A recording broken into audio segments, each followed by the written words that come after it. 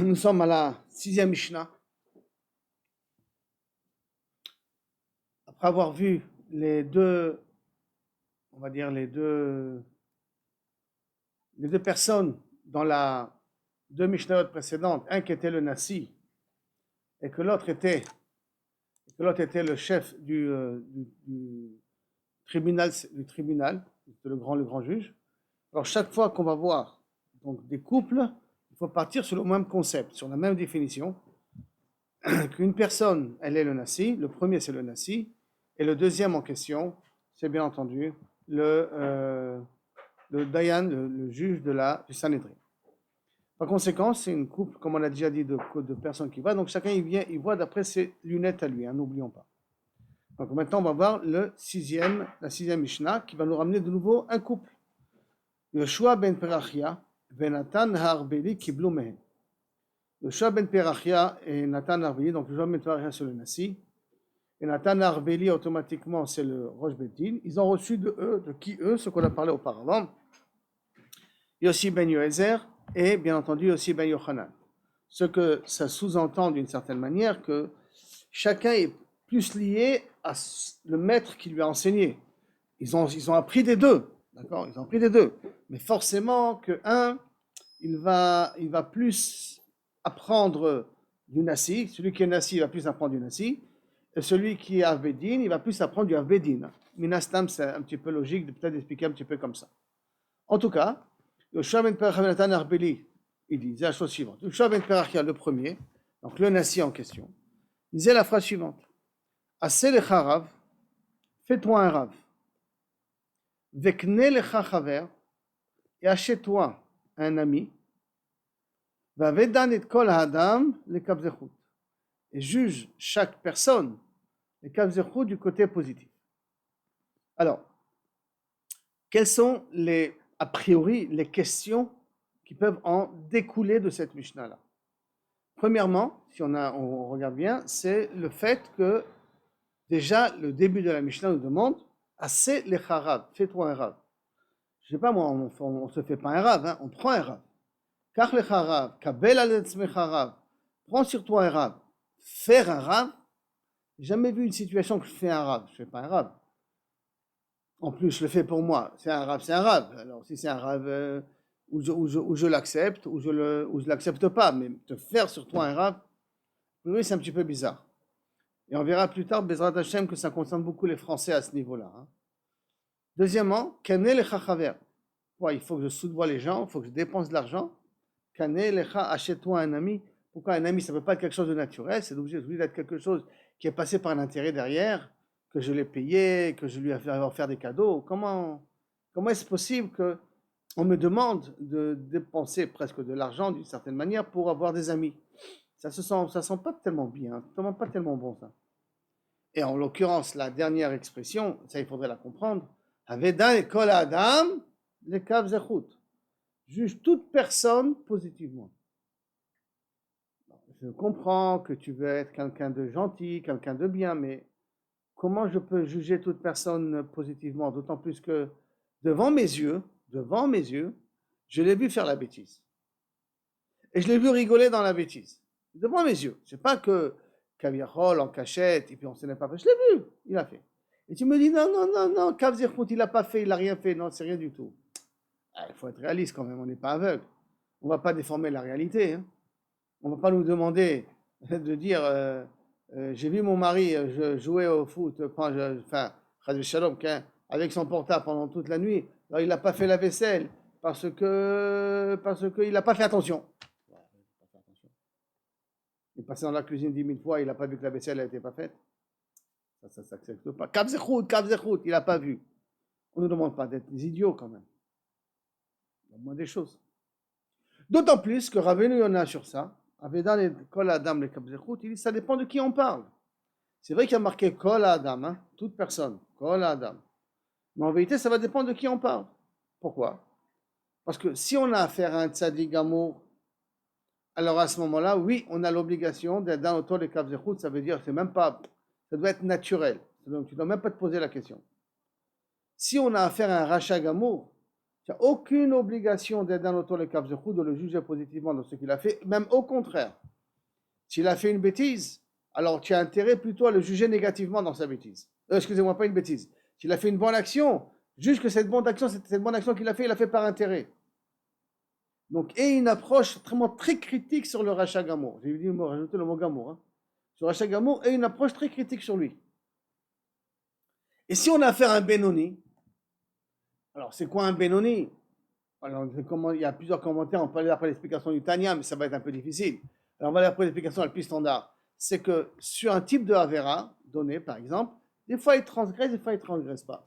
Ce n'est pas quelqu'un qui est toute sa vie rien enfui entièrement dans l'Avera. Des fois il fait cette Avera, des fois il ne la fait pas. Alors, chez lui, tu as une obligation d'être dans l'auto de Kavzechut. Ce n'est pas une obligation, Mechila. Sur lui parle la Mishnah. Avedanet kol adam. Kal adam, on parle de cet homme-là, de ce Benoni. Parce que le tzaddik, c'est obligatoire que tu es dans l'auto de Kavzechut. Obligatoire, c'est automatique.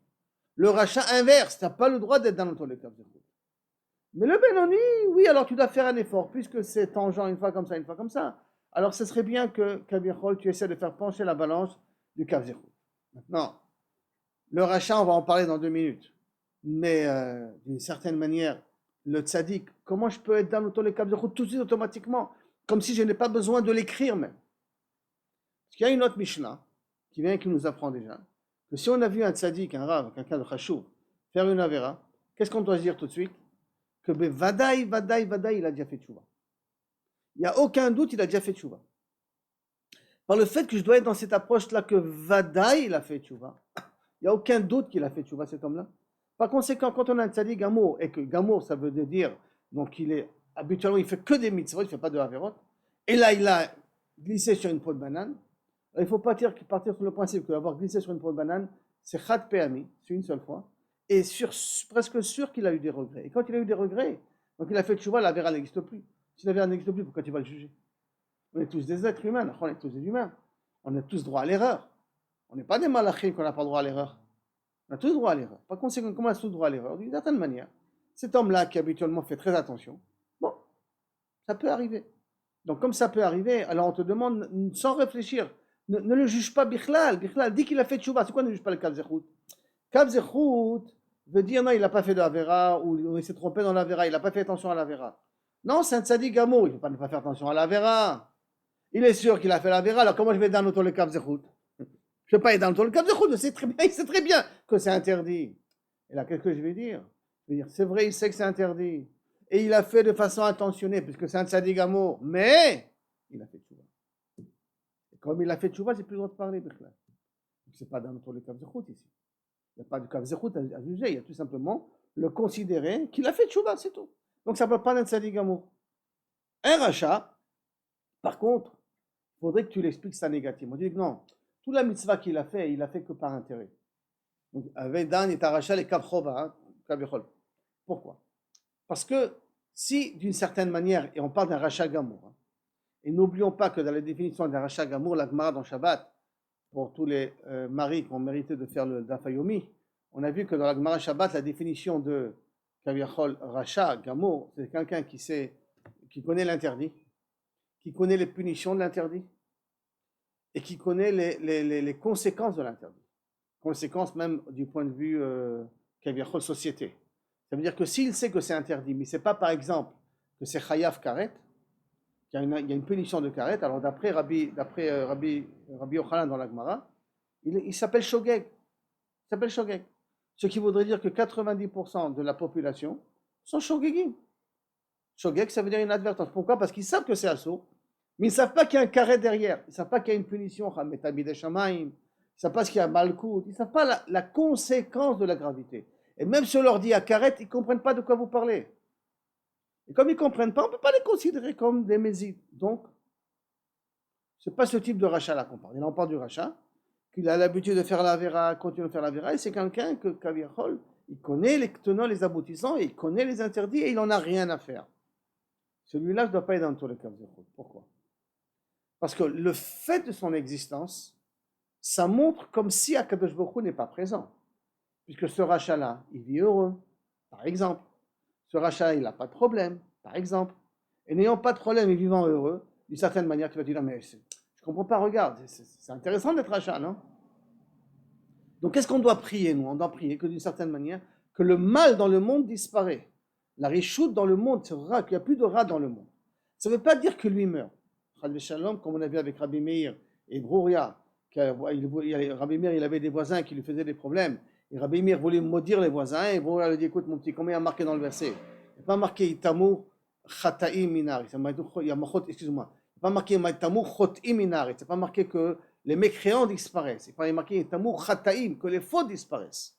Donc au lieu de prier qu'il meure, prie qu'il fasse tchouva. C'est ce que Rabbi Meir il a fait. Donc, on ne veut pas que le mal continue à exister sur terre. Par conséquent, si on ne veut pas que le mal continue à exister sur terre, à ce moment-là, on nous demande, quand on a affaire à un rachat, de prendre une certaine distance par rapport au rachat et de comprendre que le rachat, Kaviachol, c'est pas bien son comportement, de dire que Minastam, il ne fait pas les choses comme il faut. Et même quand il fait une mitzvah, il le fait parce qu'il a un intérêt derrière. Jusqu'à qu'il change comme ça, le tribunal d'en haut le voit et lui force à faire tchouva, ou en tout cas lui enlève la bracha pour qu'il fasse tchouva, d'une manière ou d'une autre. Mais que le mal n'a plus d'emprise, je dis bien le mal n'a plus d'emprise sur terre. Par conséquent, si tu dis Dan Oto le Kav Zechut, lui aussi le rachat, tu lui donnes la possibilité de continuer à exister, continuer à vivre. Pourquoi ça? Parce qu'on a une règle dans la vie. Que comment moi je vois les choses, comme ça Kadosh Baruch Hu voit les choses, et comme ça le monde regarde les choses. Il y a une histoire dans la Gemara avec, je crois que c'était Ravuna, si je ne me trompe pas, qui est très malade, très malade, à tel point que les personnes autour de lui ont compris qu'il allait mourir. Donc ils ont demandé, commencez à creuser la tombe. Bah, il va dans 1 heure, 2 heures, ça y est, il va partir. Donc commencez à préparer tout ce qu'on a besoin pour l'enterrement. Et voici qu'il se réveille. Choc total. Il se réveille. Bien entendu, on lui demande, qu'est-ce que tu as vu? Qu'est-ce qui s'est passé? Est-ce que tu as pu être au courant? Parce qu'on te voyait mourir, c'était pas... Ton cœur a arrêté de battre, c'était évident. Il dit oui, j'étais là au trône céleste. Et dans le trône céleste, quand on m'a jugé, on m'a dit non monsieur, d'après le bilan, c'est fini. Eh ben, on doit plier bagage, c'est fini, on doit rendre le tsiout comme on dit en hébreu, on doit plier bagage, c'est fini. Puis d'un coup, Akadosh Baruch Hu est intervenu. Il leur a demandé, écoutez, je voudrais quand même que vous vérifiez ici quelque chose. Est-ce que dans la vie de ce monde-là, il avait une tendance à positiver, à regarder les choses de façon chiyuvite, positive, de telle sorte qu'il ne voit pas le mal chez les autres. Il est dans les gens, les Kav Zechut. S'il y a une approche positive, alors je vous demande, vous le tribunal céleste, de commencer à reconsidérer son jugement et d'essayer de chercher Kav Zechut pour lui aussi. Pour lui aussi, je le veux un Kav Zechut. Essayer de trouver une circonstance atténuante quand il a transgressé Shabbat, et trouver une circonstance atténuante quand il a dit de la Shonara, trouver une circonstance atténuante quand il n'a pas pu manger kasher ou il a par erreur mangé kasher. Trouver une circonstance atténuante, n'importe laquelle, mais trouver une circonstance atténuante. Pourquoi? Parce que dans ce monde-là, il se comportait comme ça.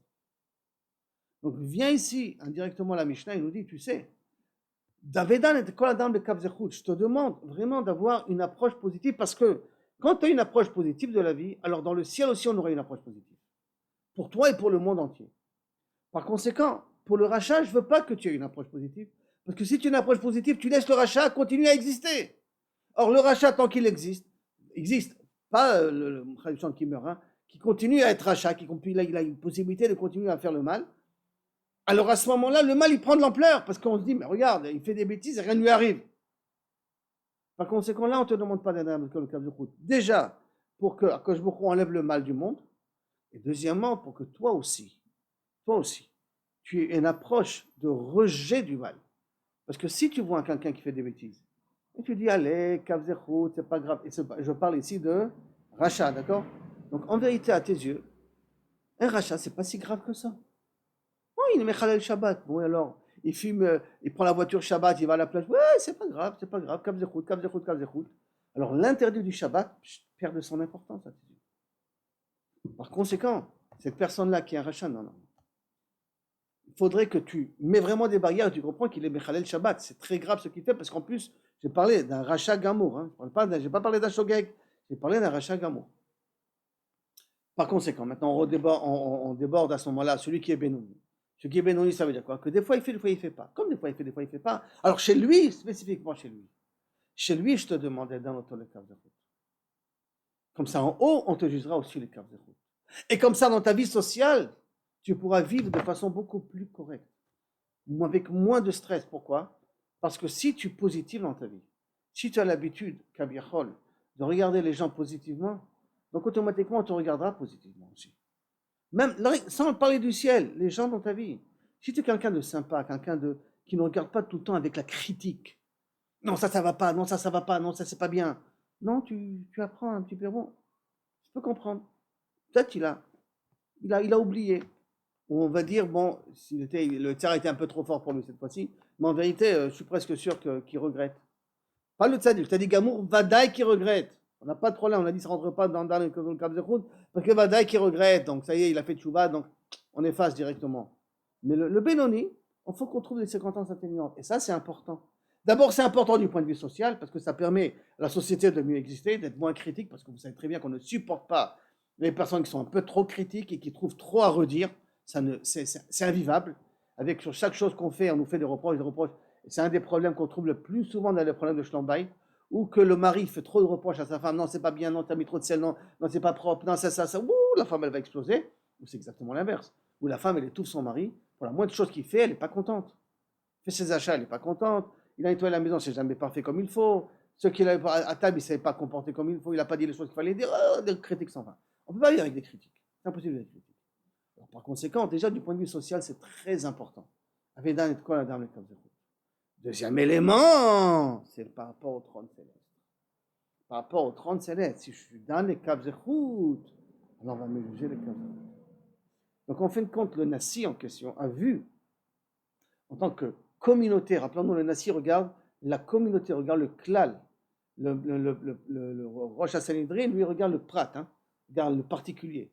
Mais le Nassi regarde le klal. Et dans cette vision du klal, là, il comprend que si on veut aider le klal à continuer à exister, on a besoin de Vedan et Kol Adam les Kav Zechut. On a besoin de positiver dans la vision de ce qu'on a par rapport aux gens, mais que les choses soient claires.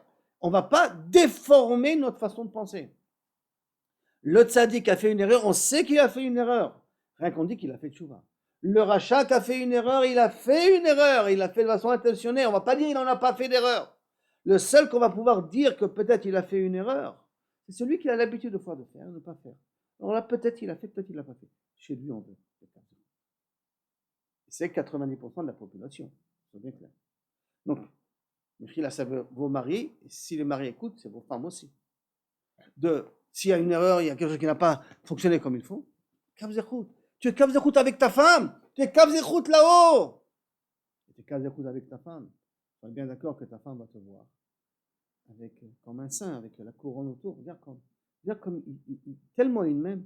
Regarde comment il me regarde. Il voit mes erreurs, il arrive à les expliquer positivement. C'est pas beau ça? Alors, automatiquement, le cellule familiale, elle va se concentrer, elle va bien se construire. Ça veut dire qu'on a dans le Kav Zechut. Mais la question, elle est, quel rapport entre ça et ce qu'on va dire auparavant? C'est le Charav, le Knei Lechachaver. C'est vrai en soi, un enseignement en soi, je n'ai pas de problème. D'accord? Mais quel rapport avec Asel Charav et Knei Lechachaver? Donc maintenant, il faut qu'on remonte au départ. Et qu'on essaie de comprendre d'abord c'est quoi Asel Charav. On avait posé la question, pourquoi marquer Asel?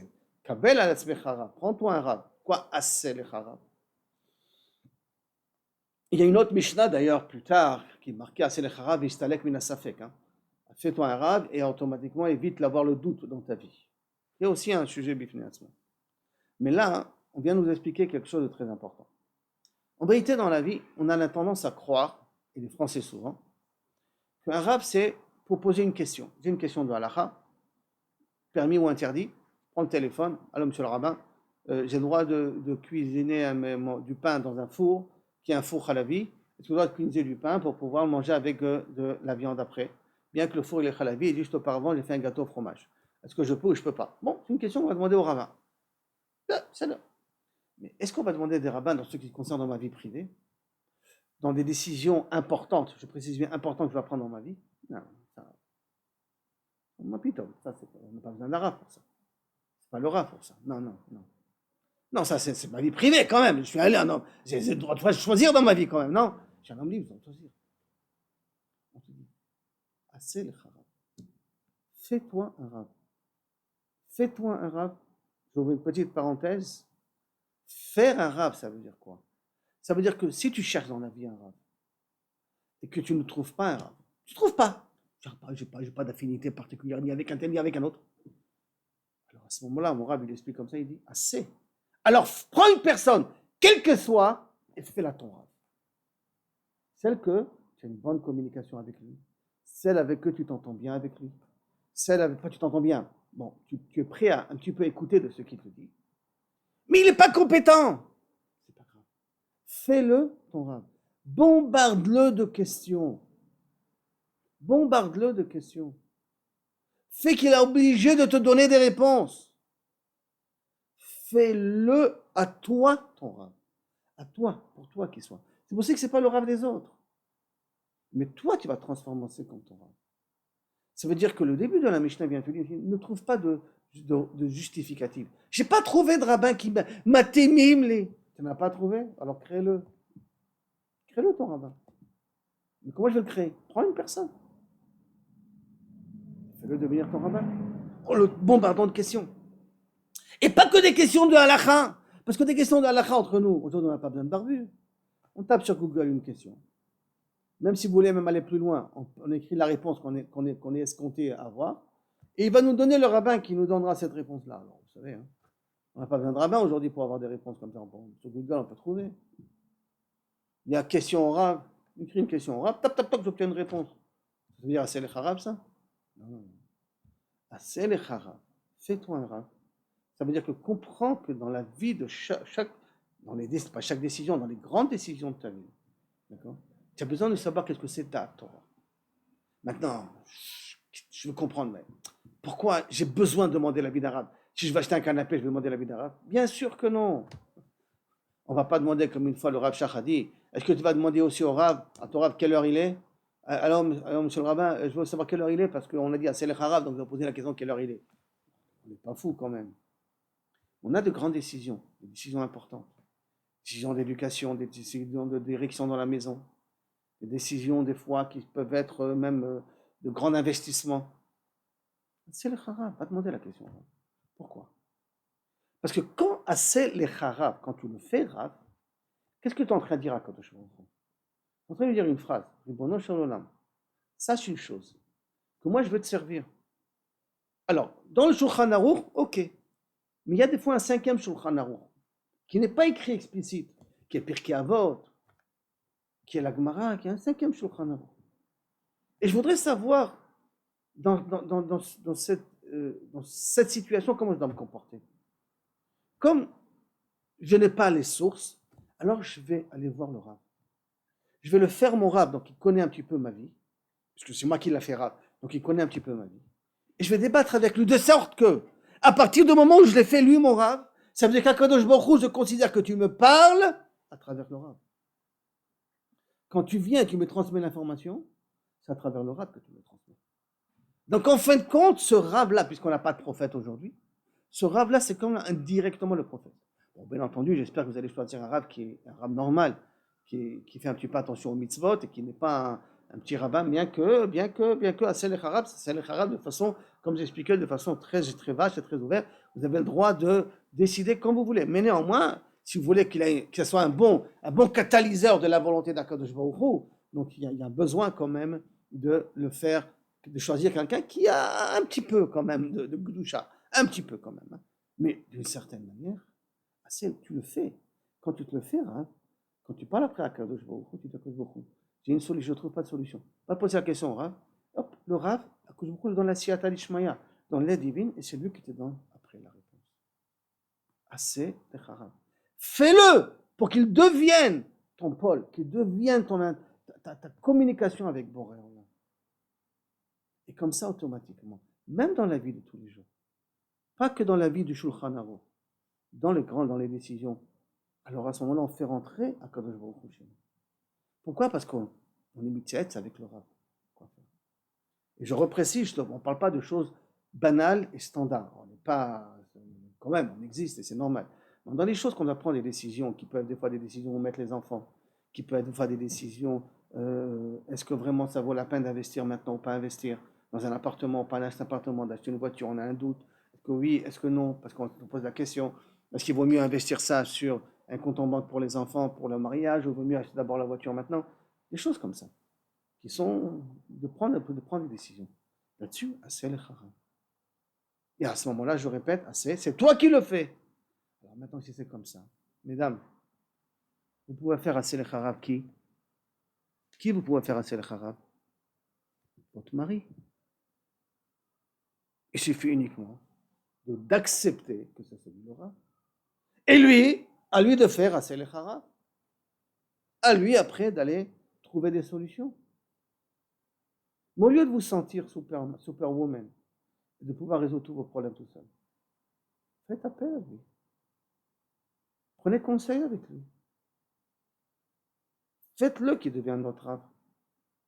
Et quand je dis attention, quand vous acceptez que c'est votre rave, comme la personne extérieure, quand il dit quelque chose, on l'applique. Pas attendez, rave. Attendez, non, je crois que vous n'avez pas compris, rave. Je vais vous expliquer, rave. Vous expliquer. Non, vous n'avez pas compris.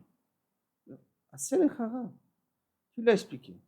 Si tu l'as décidé que c'est ton rave, tu l'as fait ton rave, donc ça veut dire que c'est quelqu'un qui comprend.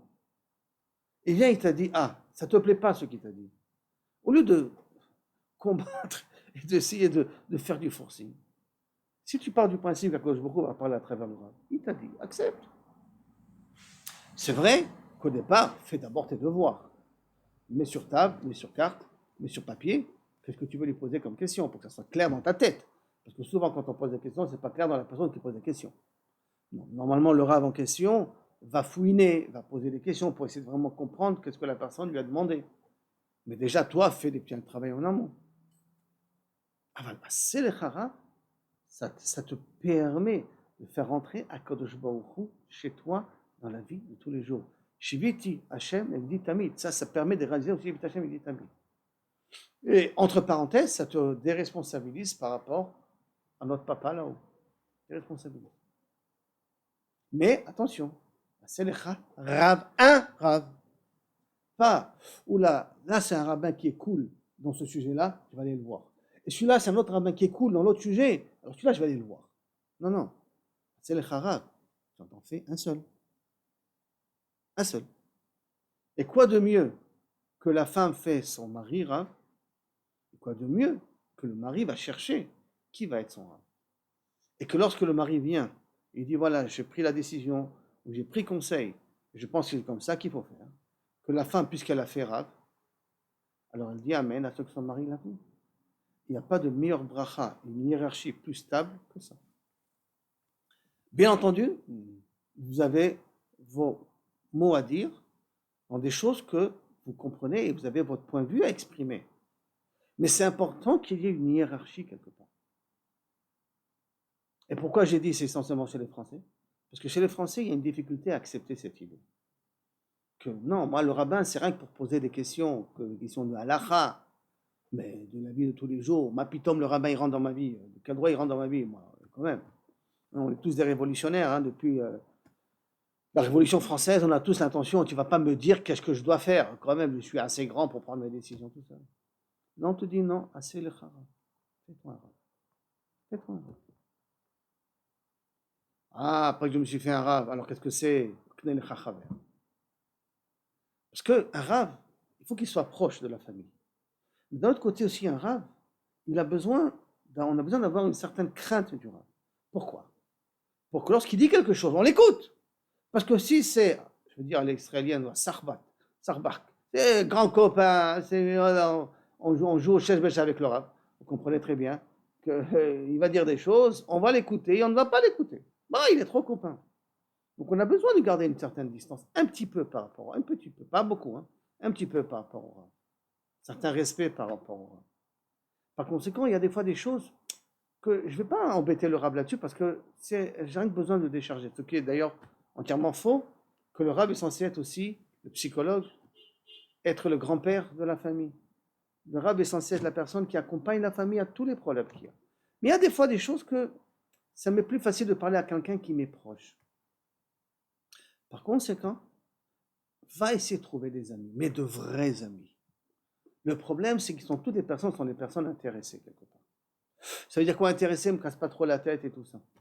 Bien, on te dit, si tu n'as pas trouvé de vrais amis, et que ce n'est pas un ami d'enfance, parce qu'un ami d'enfance, tu n'as pas besoin de l'acheter, on va dire, d'accord? C'est pas forcément, tu n'as pas besoin d'acheter. Je suppose, du moins, que toutes les chavayotes, toutes les, les, les moments de bonheur que tu as eu avec tes amis d'enfance, bon, mais il faut un vrai ami. Un vrai ami, c'est kenelecha, ça demande de l'investissement. Un vrai ami, c'est pas uniquement parce qu'on a joué au foot avec lui, on a fait des vacances avec lui, on a rigolé avec lui, non. Un vrai ami, ça demande un investissement. Kenelecha chaver. Achète-toi un chaver. Tu veux vraiment un chaver avec quelqu'un qui s'appelle un homme de secret, ish sodo, un homme avec qui tu peux déverser tout ce que tu as, et en déversant tout ce que tu as, il va peut-être pas trouver de solution, mais en tout cas, tu ne vas pas te sentir seul. Pour ça, il faut un kéné, il faut de l'investissement. C'est pas un petit ami de WhatsApp ou un petit ami de voisinage, ou un petit ami de petit restaurant, ou un petit ami d'école. Non, un vrai ami qu'on parle, kéné lecha, il faut de l'investissement. Non, d'afkat l'argent. C'est vrai qu'il y a des commentaires qui disent l'argent, comme ça tu es dans les caps de route, comme ça, quand tu lui amènes des cadeaux, automatiquement, en contrepartie, il ne peut que t'aider parce qu'il est redevable. Je vais aller plus loin que ça. Je vais aller plus loin que cette explication qu'on peut voir écrite. Kne le chachaver, ça veut dire, pour un vrai ami, il faut de l'investissement. Comprenez que pour votre mari aussi, je dirais la même chose pour les femmes, ne vous inquiétez pas. Pour vos maris, ne vous inquiétez pas. D'ailleurs, je leur ai déjà dit la même chose. Mais pour un vrai ami, il faut que tu investisses. Pour un mari que tu sens proche, il faut que tu investisses. C'est pas parce qu'on est passé sous la choupa, c'est pas parce qu'on a des enfants ensemble, c'est parce que je suis sa femme. Un vrai ami, ça s'investit. Ça ne s'investit pas forcément parce que je lui fais la lessive. Ça ne s'investit pas forcément parce que je lui fais à manger, qui est très important, je ne dis pas le contraire, vous savez, que la maison est propre, très important, ce n'est pas le contraire. Mais l'investissement, c'est que si c'est un homme par rapport à sa femme, qu'il sait comprendre sa femme, qu'il sait s'asseoir avec sa femme, qu'il sait faire les magasins avec sa femme, qu'il sait être patient avec sa femme, qu'il sait comprendre qu'une femme, c'est des fois un peu lunatique, du style qu'elle peut être heureuse et puis d'un coup avoir le blues, ne pas être. Si j'inverse maintenant, une femme, elle va acheter un mari, elle va acheter son mari. Il faut qu'elle sache lui donner un peu de carotte, parce que vous voulez ou vous voulez pas, l'homme il a besoin de carotte. Qu'il lui montre que quand il dit, quand il parle, elle écoute. Qu'elle n'est pas critique, la suite de la Mishnah, critique contre lui. Qu'elle accepte comme il est. Ça, c'est Kne Lecha Chaver. Tu t'achètes ici un Chaver. Tu t'achètes ici un mari. Tu t'achètes quelqu'un qui sera à côté de toi, qui pourra être Ish Sodo, qui pourra t'accompagner jusqu'à 120 ans. Que ça soit le voisin, pas pour vous, en tout cas la voisine, Kne Lecha Chaver, que ce soit votre mari, je préfère que ce soit bien entendu votre mari, ou vous investissez sur lui. Kne Lecha Chaver. Maintenant, comment ces deux éléments sont liés à Kaviachol, Havedan et Kol Adam Lekav Zechut. À partir du moment où tu t'es fait un rave, donc tu as compris que dans la vie, c'est pas facile de prendre des décisions. C'est pas facile.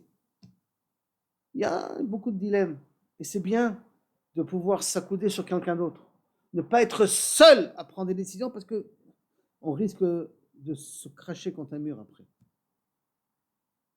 Et si après tu comprends aussi qu'on a besoin d'amis, et dans un ami c'est un investissement, alors quand tu regarderas la vie dehors, et tu verras des gens qui font des bêtises, tu pourras être dans les caves de route. Pourquoi? Ils ont misquin. Il n'a pas mérité d'avoir un rave. Et c'est forcément peut-être aussi parce qu'il n'a pas d'amis, de vrais amis, qui puissent le driver, qui puissent l'aider, qui puissent l'encourager dans le bon chemin. Il n'en a pas, le pauvre. C'est la raison pourquoi Kaviachol, il se comporte comme ça. Donc, d'une certaine manière, peut-être la fin de la Mishnah, c'est la conclusion des deux éléments premiers. Ça veut dire que les deux éléments premiers vont me permettre d'arriver à cette finalité-là de Avedan et Kol Adam et Kavzechut. Après que j'apprends à annihiler ma volonté et que j'accepte d'assujettir ma volonté à celle de quelqu'un d'autre, c'est le Harav. Après que j'accepte que je ne peux pas être seul, j'ai besoin d'un ami, j'ai besoin d'un mari, j'ai besoin de quelqu'un qui soit proche.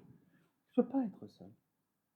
Alors peut-être c'est les éléments que lorsque je verrai quelqu'un faire une bêtise, je vais me dire, ah, forcément, il est seul. Forcément, il n'a pas avec qui prendre conseil. Forcément, la vie lui pèse sur ses épaules. C'est pour ça qu'il a fait telle et telle bêtise.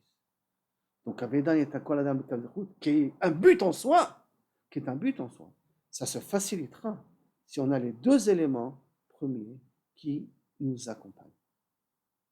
Par conséquent, si je résume un petit peu, c'est que ce que le Rav, Kevichol, nous enseigne ici, je répète, c'est le Nassi.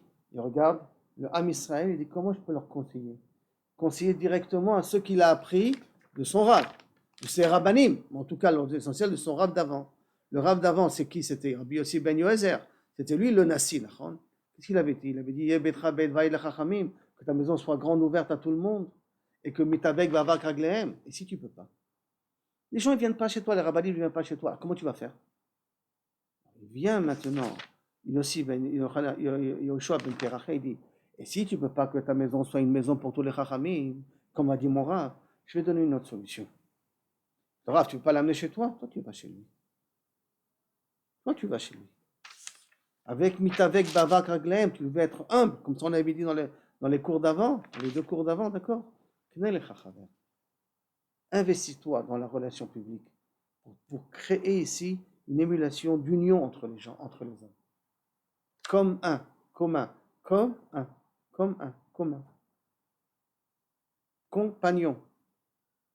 Pagnon, c'est le pain, comme tout le monde a le même pain. Si je me rappelle bien la définition. Investis-toi. Et surtout comprends que si tu veux pouvoir faire continuer la Torah dans le monde, si tu veux pouvoir qu'Akadosh Baruch Hu te donne un srout, alors Avedan et Kol Adam Bekalzechut. Essaye de juger tout le monde positivement. Essaye d'avoir une vie positive de la vie. Pas regarder les défauts. Sur toi-même, et je répète et je répéterai une fois, vous m'entendrez une fois le dire, sur vous-même, vous pouvez être critique. Jusqu'à une certaine mesure. Hein. Ça dépend du caractère de la personne aussi. Hein. Si c'est une personne de nature dépressive, c'est sûr que Béchon Paniva Ofen, il n'a pas le droit d'être critique. Mais si c'est une personne normale, sur lui-même, il a le droit d'être critique. Sur les autres, Béchon Paniva Ofen. Mettez des lunettes qui sont des lunettes qui voient blanc, pas qui ne voient pas rouge. Qui ne voient pas noir, ils voient rose, blanc, ils voient comme vous voulez. Mais qui voient positivement les choses. Parce que quand je vois positivement les choses, ma vie, elle est meilleure. Ma vie, elle est meilleure. Ma relation publique, elle est meilleure. Et ma relation avec Akadosh Baruch Hu, elle est meilleure. Alors voilà, en quelques mots, d'accord, avec le temps qu'on a devant nous, comment essayer de comprendre ce Rabbi Yoshua ben Perachia. Qu'est-ce qu'il nous a appris? Qu'est-ce que c'est le bonheur? En sa vision à lui des choses. Qu'est-ce que c'est le bonheur? Décharge-toi. Accepte qu'il y a des gens qui sont au-dessus de toi. Crée une relation publique et habitue-toi à positiver dans la vie. Et surtout, je vous demande, mesdames, avant de faire ça avec ma voisine, tout ce que j'ai dit là maintenant, faites-le avec votre mari, avec vos enfants. Commençons par ça. Et je crois qu'il n'y a pas de plus bonheur que commencer dans la cellule familiale.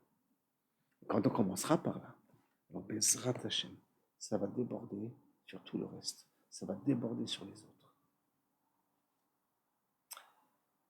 Voilà, je vous souhaite